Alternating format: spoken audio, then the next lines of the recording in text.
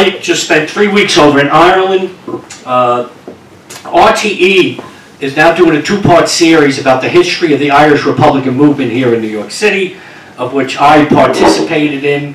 They gave me a screening of it. It's going to air in January in Ireland for 2 nights after the news at 9 o'clock, which is a good primetime spot. And then it's supposed to be coming over to the States around March, and it might be on Netflix, and they're going to be doing a Q&A and showing the documentary when it comes out here. I would recommend, because you brought up about the Civil War. I cut my teeth in the Irish Republican movement with Michael Flannery, George Harrison, and people, and heard stories about Michael Quill shutting down the transit and the subway, and he was anti-treaty, and Michael Flannery was anti-treaty. So they put a lot of us on the record of what went on with Irish Northern Aid, the fundraising, and everything that went on with it. So keep an eye open for that. But the other reason I was in Ireland, it all started with this sheet of paper, an official New York City document. It's called a trip sheet. And unfortunately, Al and David would know about it because they would give me a ticket if I didn't have it filled out properly when I was pulled over. And on that, you put in where you pick up the passenger, how many, the time, the tolls, and stuff like that. So one night, it's 4 in the morning, and I pick up a guy. He doesn't have the proper money. He's loaded, and he says he owns a bar in Dublin. I said, yeah, okay, all right. It's 4 in the morning. I can't deal with this. So he writes on this that the bar in Dublin would give me 2 free pints of Guinness when I go over. Now, this was 10 years ago. So I alert my friends in Dublin. I'm doing my play at the Sean O'Casey Theatre, and it just took off. BBC, RTE. I was treated like royalty. I had cars picking me up and then bringing me to radio stations, television stations. Everybody wanted to know about this crazy cab driver coming over for his 2 free pints of Guinness. And as I said, this is why I drive a cab. Because if I was a businessman, why would I spend $700 in Aer Lingus to get 2 free pints of Guinness in Dublin, which turned out to $350 a pint? And it was probably the most expensive pints of Guinness I've ever bought that were free. So it was unbelievable. What made the icing on the cake, one morning I get up and Kate was there. She just couldn't take it anymore with the publicity and everything. And it said, the headline, Guinness.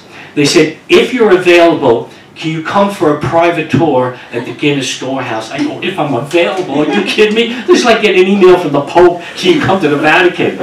So a car takes me down there. I'm treated like we're a private tour, a swag bag, and everything like that. And it was unbelievable. So now I get back to New York. The day I land, Fox Television calls me up, and they said, listen, we want to do something about your trip to Ireland. We've been following it. So this is how it was reported. Yeah, can you get the volume on that? Turn it up on your phone. Oh, it might be on the phone. No, it's up loud. Fast forward 9 years and he is sticking to his word, and Linda Schmidt has the story. My name is John McDonagh, and I've been driving a yellow cab in New York City for the last 40 years. And boy, does this Irish-American cabbie have a story to tell. 9 years ago, I pick up this guy. That guy was fellow Irishman Shane Gaffney from Dublin, Ireland, who was a student in the city at the time. When McDonagh dropped him off, Shane did not have enough money to pay the fare. He said he owned a bar in Dublin. I said, yeah, everybody owns a bar in Dublin. He says, no, I can get you some free pints of Guinness. So then they figured out just how many pints McDonagh could get if he ever went to Dublin. We worked out, almost like Wall Street brokers, what was the exchange rate between the dollar and the euro, and then we figured out what the price of a pint was, and it came out to 2 pints of Guinness. Now keep in mind, this is going on at 4 o'clock in the morning. Shane writes an IOU to McDonagh to come to his parents' pub in Dublin and to tell them, Shane Gaffney sent you from America and 2 free Guinness on me. And I took him up on it 9 years later. Last month, McDonagh went to Dublin, cashed in on his 2 pints of Guinness with Shane and his parents, and the media went wild for the story.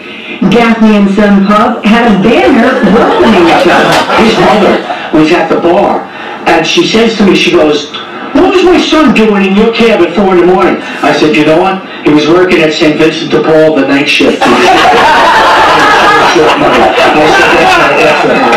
you didn't throw him under the bus? No, I saved him. Oh, you're a good man. Yes. Yeah, high five on that one. On top of all this attention, Guinness gave McDonagh a tour in Ireland of the Guinness Storehouse, which is a shrine of what was the brewery. And they even put his face on a pint. Oh, it's all downhill from here. Now I gotta start paying for this. The party's over, man. That's awesome. Well, the party might be over, but as a New York City cabbie, his stories are not. In fact, he's written a play about his years as a cab driver called Off the Meter, On the Record. Linda Schmidt, Fox 5 News.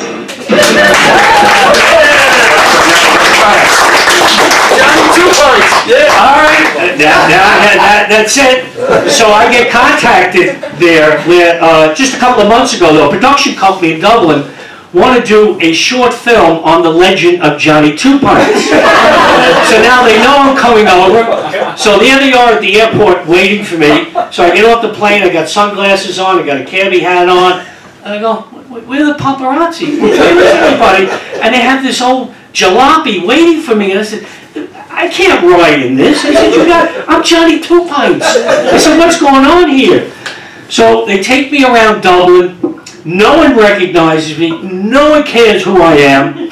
So now I go to Guinness. I email them. Nothing. Silence. So we go to the Guinness brewery, and if you see the big wooden doors, I start banging on it. Oh, Guinness, I'm back. Don't you remember me? It's Johnny Two Pints. Let me in. No, they wouldn't let me in. So then I go to a bar just outside of Dublin Airport, and I said, listen, I'll take a pint of Guinness, but I usually get it for free. I'm Johnny Two Pints. The bartender, Johnny who? And I said, oh, that's it now. I went from Johnny Two Pints to Johnny who? So I put up €5 on the bar. The bartender picks it up. He goes, what year do you think this is that you're going to get a pint of Guinness? So that was all filmed. That's coming out now next year. It's going to be in the film festivals around Dublin, Galway, and everything like that. I forgot to tell you, we'll be on the short film circuit very shortly, Kate, for when that comes out. And then it's coming over here, and hopefully maybe I'll play it here in Q.E.D. So that is my tale. Fame is fleeting. Let me tell you. All right, just remember, second Thursday, that's right, December 12th. We're going to be here with the Soul Lady from Union Square, Father Pat Maloney about Christmas in prison.